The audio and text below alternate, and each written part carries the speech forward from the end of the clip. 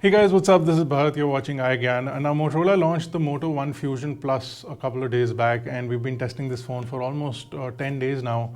I wanted to give you my review of what potentially is Motorola's comeback into this price segment. They've been struggling between the 10 to 20,000 price segment for almost 3 years now. And after the Moto G5, which was one of their biggest phones for this segment, the Moto One Fusion Plus is going to be the next big phone for Motorola. But how does it perform and does it stand up to that expectation? Let's find out in this review. I'm going to try and give you a little bit of what I like and what I dislike. So let's quickly get started.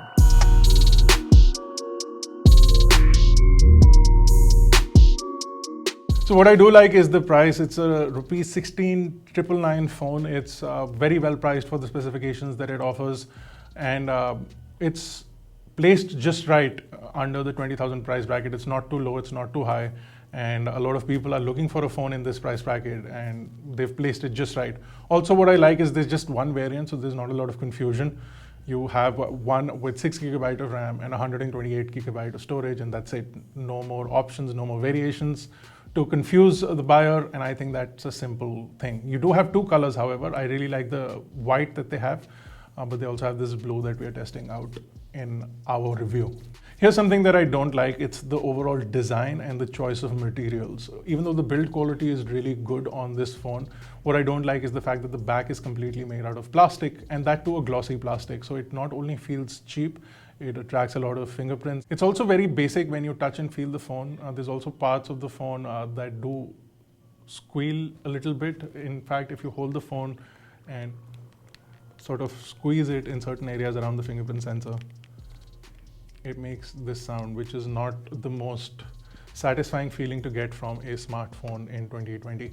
So there's also the fingerprint sensor on the back. I'm not a big fan of fingerprint sensors on the back, and I know a lot of you guys really like fingerprint sensors on the back. So it's a take and a miss. They could have put the fingerprint sensor in the power button like many other manufacturers are doing. It's a pretty simple process, and that option has been out for a while. Motorola chose to not use that. They wanted to put the fingerprint sensor on the back, and I guess it works. The fingerprint sensor is fast and responsive, and it works well with the device. So apart from the placement, there's no complaints with the fingerprint sensor. Now let's talk about the display. It's one of the most impressive features of this phone. So a lot of people were confused when I said it is a TFT LCD display. It is actually a TFT IPS LCD display, which means that TFT is the type of display it is, and IPS is what it can do. So TFT is thin film transistor, which is the type of LCD display technology, and IPS is in-plane switching. It's something that a display can do. So it still is an IPS display for those people who are confused between TFT and IPS, and it's still an LCD display. So it's still the right kind of display. It's not an old or dated display. It's still being used on most phones that say it's an IPS LCD display. It is most likely a TFT IPS LCD display. Now the display is a 6.5 inch and 19.5:9 aspect ratio display, and you do have a full HD plus 2340 by 1080 pixel resolution with a 395 pixels per inch. It's almost an edge-to-edge display with no bezel on either the sides. A little bit of a forehead, very tiny, and a slight bit of a chin or the bottom part of the display. Everything else is completely gone. It doesn't have any sensors or any cameras on the front. So it's a clean display, and it's 19.5:9. So it's a fairly long and widescreen display. So if you're somebody who consumes a lot of content, if you're somebody who plays games a lot, this screen is potentially made for that.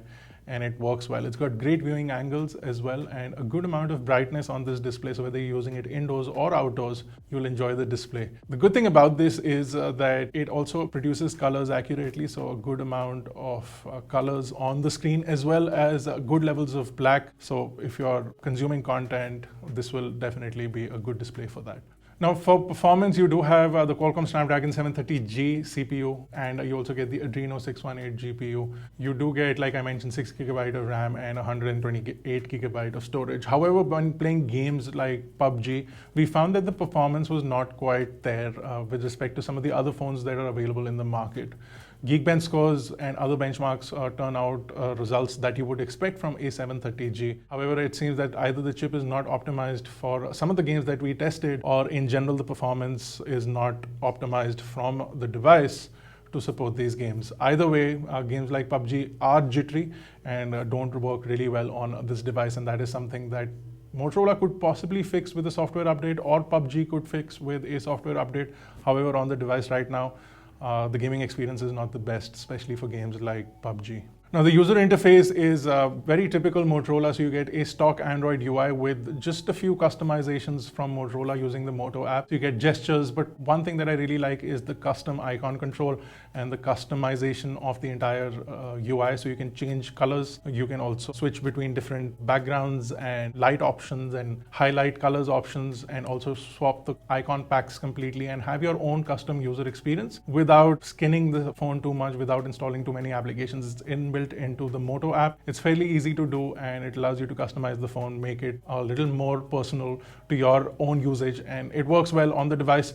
It's really easy to access as well. You still continue to get all your other Moto options, including Moto actions that allow you to turn on the flashlight or switch to the camera or switch back to the front camera when you flick your wrist. So all of these things are still on the Motorola app, but overall user interface is extremely clean, very stock Android, no bloatware whatsoever, very fast and responsive. Multitasking is good. Overall gestures on the display are also fast, and navigation between apps as well as in the overall user interface is pretty snappy, and that works really well on this phone. Now, the biggest other aspects of this device are the cameras. So the front camera, which is a 16 megapixel camera with an f2.2 aperture, also has a quad pixel setting of 4 megapixels. If you do want a quad pixel or better sensor readout, you will get a 4 megapixel shot. I would prefer keeping it at 16 megapixels if you're going to be uploading things to the internet, because anyway compression will kill your image. If you have a higher resolution image, you'll get better detail anyway. The front-facing camera mechanism is rated for 300,000 pop-ups, which is more than enough for an entire lifetime of selfies and front-facing video. So it's very well rated. It also has an auto-closing mechanism, so if it detects a fall in the phone, like many other phones that have had pop-up cameras in the past, it'll automatically retract to save the camera from getting damaged during the fall. And that works well. We tested that out unwillingly, if that is something that you wanted to know. Also on the back is where the main cameras are. There is a 64 megapixel sensor, which is an f1.8 sensor, which again performs in the same way. If you want quad pixel pictures, you can get a 16 megapixel shot. Here is where the 16 megapixel shot makes a lot of sense, because you're getting 4 pixel readout for each of your pixels. So you're getting more light into each pixel, definitely giving you better detail in a 16 megapixel shot. So that functionality works better here, and I would recommend that you keep it at 16 megapixels or in the quad pixel setting as much as you can, so that you get better detail and better overall images when you click it, even in auto mode. You also get an 8 megapixel ultra wide angle camera, which is an f2.2 camera. This is also fairly standard that you're seeing in devices nowadays. It performs well, and you get 118 degree ultra wide shot from this camera. There's also a 5 megapixel macro camera and a 2 megapixel depth camera. The macro camera works great. Motorola was one of the first people to get into this whole macro thing, and a 5 megapixel camera is still on the low side, but it's much more acceptable than the 2 megapixel macros and the 4 megapixel macros that we've been seeing. So a 5 megapixel for macro photography is good. I would have liked to see what Motorola did with the Moto Edge Plus also sort of come down here, where they could have used the ultra wide for macro as well. They haven't done that, so you still get 4 sensors on the back, which I think is kind of redundant and not required in today's day and age. Video recording is capped at 4K. Video recording overall is good. There is electronic image stabilization, so overall video samples will be stable. If you have extremely shaky hands, then you might see shake and a lot of waving, especially if you have image stabilization turned on. Colors from the main camera are really good, and images are sharp, especially if you're shooting in the 16 megapixel quad pixel setup. You're getting really good amount of detail, good contrast and color from the camera as well. You also get your typical camera options. So if you do want to do things like spot color, where you want to just pick a single color in your frame and highlight that, the phone and the camera UI will do that for you, and you can get a shot pre-edited out of the camera, which looks good. And if you're looking for some artistic shots, these features, including Cinematograph and spot color, they're already inbuilt into the device, into the camera app. You also get slow-mo video and time-lapse video, which are also, again, pretty standard nowadays. and overall performance from those are also pretty good. Now, the phone has a 5000 milliamp hour battery with an 18-watt charger. Performance from the battery is mostly for average. If you're not gaming all the time, you'll get a good 2 days of use from this phone. But if you're somebody who games a lot, who's watching videos a lot, you'll get about 5.5 to 6 hours of screen on time on this device. Again, depending on what your usage is, what brightness level you keep your display at, and whether you're using the inbuilt speaker or Bluetooth or those kind of things, you will definitely need to see what your battery life is. But with the 5000 milliamp hour battery, an average 5.5 to 6 hours of screen on time with extreme usage with the battery brightness turned up is pretty standard from this phone. So you can expect that. If you're an average user, the phone will last almost 2 days without any problem. Now, I don't like the fact that it's only an 18-watt charger. Even in 2020, Motorola has been stuck on their turbo power charging for quite a while. In fact, they even included that with their Edge Plus phone, which is their flagship for this year. So I feel that Motorola really needs to get on the fast charging bandwagon and offer up capabilities of up to 30 watts at least for charging, especially on a bigger battery like the 5000 milliamp hour that we have over here. But right now we are stuck with 18 watts, so that's what you get. The speaker on the phone is a single speaker. There's no stereo speaker setup. You're only getting the bottom firing speaker. It's loud enough. It's got a good amount of audio fill, but what you're not getting is stereo sound, and I would have liked to see that. It's pretty common nowadays to have your earpiece double up as a secondary speaker for stereo sound setup, especially if you're gaming or watching content on the device. It makes the overall experience better. Again, Motorola is left out on that. Even though they could have easily done it, it's now an easy fix for routing audio through the earpiece. Again, they can possibly enable that through a software update, but for now you only get a single speaker. Now, for voice calls, audio on both sides is good. There is noise cancellation for you, so the person on the other side will get noise cancellation. So your background noise will be eliminated to quite an extent. Overall audio quality from the device is good. Network performance is also good. So no complaints with that whatsoever.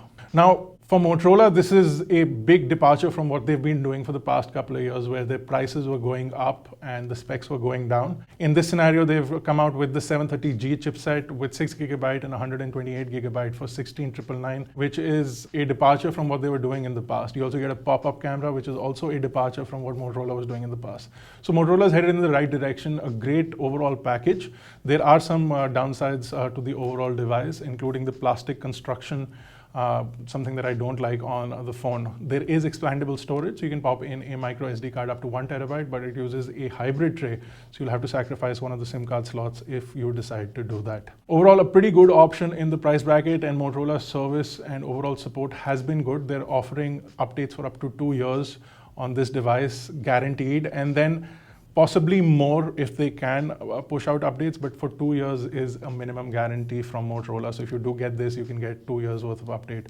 And if you can hear that, if I just move the phone around, it squeaks a little bit. And that's something that really disappoints me with the kind of product that the Moto One Fusion is. That's it. That's our review. If you liked it, don't forget to smash the like button, hit the subscribe button if you're not already a part of Team iGyan. This has been Bharat.